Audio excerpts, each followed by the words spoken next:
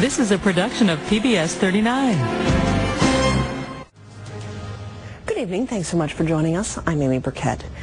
What if there were no payments due on your home equity loan until you sold it or moved out? Well, the people at AFC Reverse Mortgage say it's possible. Nicole Brewer explains the truth behind reverse mortgages and how they're helping seniors stay in their homes. 67 years of marriage, and Wilbur Reichert still knows the key to his wife Ruth's heart: fresh flowers. She likes to display them inside their modest yet comfortable McCunchy home, a place the Reicherts say symbolizes their life together. Good memories. Good memories. From 1941 to the present. And in that time, these walls have created a center for their family. Everything from holidays to weddings to the birth of their children. Our second child was born right upstairs.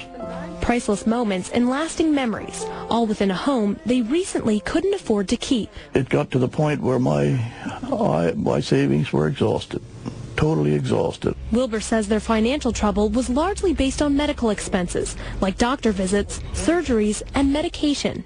One year we spent over $8,000 in drugs alone. Living on Social Security and facing the reality of having to sell their home, a friend of the Reicherts suggested another option. He said to me, why don't you look into going in for a reverse mortgage?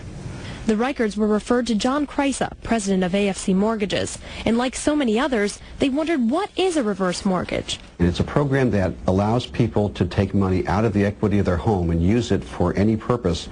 Most use it for things like paying for taxes and insurance and things of that sort. Yeah. Still, the Reicherts had lots of questions. With a fixed income, how would they qualify? And income and credit are not factors, so it's really anyone who is 62 or older and a homeowner qualifies to get a reverse mortgage. It's as simple as that. Based on the value of their home and their ages, the Reicherts qualified for a $140,000 line of credit, or $1,300 per month, which was about 70% of their home's value. I thought, well, it sounds almost too good to be true. And in the past, sometimes it was. Prior to the Federal Housing Authority or FHA sponsorship, reverse mortgages often had loan terms, resulting in what John calls a doomsday scenario. So someone age 75 would be saying, gee, I hope I don't live past 90, because what happens when I turn 90 and have to pay this loan back? But thanks to many provisions by the FHA, the loan has no term and is paid only after the home is sold. And the other thing is, they never have to pay back more than what the home sells for. Other FHA terms include the ability to retain ownership of your home, tax-free income for life that doesn't affect eligibility for need-based programs and doesn't change based on the future value of the home, and finally, no referral or back-end fees. The process may seem complicated, so John says it's important to know the facts going in. They can learn about it talking to a lender, talking to someone like ourselves. There's a lot of information online. They can find information from AARP, other organizations. Reverse mortgages have a monthly adjustable interest rate, which is currently around 6%, 2 points below prime.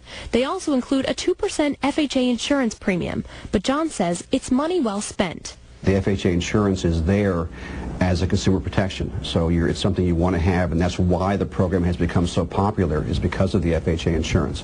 Chris Kakos is a tax professor at DeSales University and the author of Reverse Mortgages, A Troubled Past, A Promising Future, an article that appeared in the Journal of Financial Planning. He says a reverse mortgage shouldn't be used for frivolous spending, like new cars and fancy vacations. But if you really have issues paying your property tax bill, day-to-day living expenses, this is something that can really help you out. And 76-year-old Chris Allman is proof of that.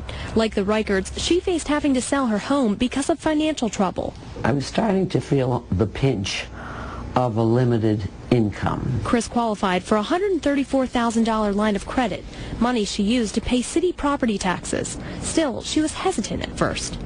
All along, my plan was to leave this home to my children.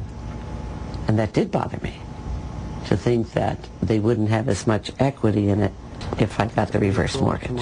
Still, loan payment cannot exceed the equity of the home, which means Chris's heirs won't inherit debt. I wanted my mom to be able to live comfortably and not to worry about us when she's not here. I wanted her to enjoy life now, that we could enjoy it with her. Altogether, the process takes a couple of months to complete and includes appraisal, they have disclosures to sign in their home, and then closing in the home. Again, we do the entire process. The people can really do the entire process from their home. And according to these families, the process was definitely worthwhile. Just realizing that we can stay here the rest of our lives, the rest of our days. That's the fulfillment of our wishes. I don't think I could separate myself from this house. This house isn't a house. It's a home. A home they have no plan of leaving anytime soon. For Tempo, I'm Nicole Brewer reporting.